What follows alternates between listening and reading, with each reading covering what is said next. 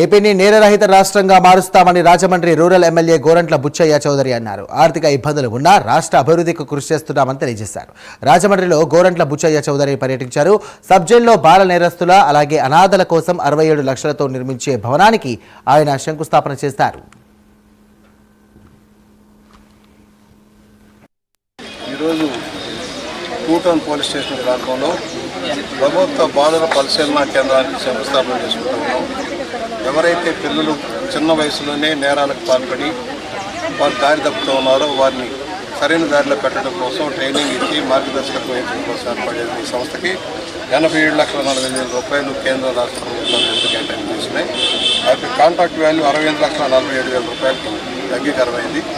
మన ప్రారంభం 6 నెలల్లో కంప్లీట్ చేస్తారు ఈ బిల్డింగ్ అంతా కూడా.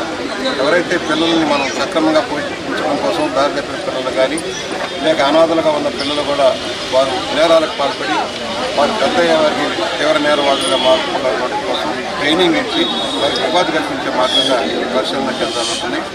రాష్ట్రంలో గంజాయి నిర్మూలనలో రాష్ట్ర ప్రభుత్వం అగ్రగామిగా ముందుకెళ్తుంది. వాళ్ళ పంట లేకుండా చేయడం జరుగుతుంది.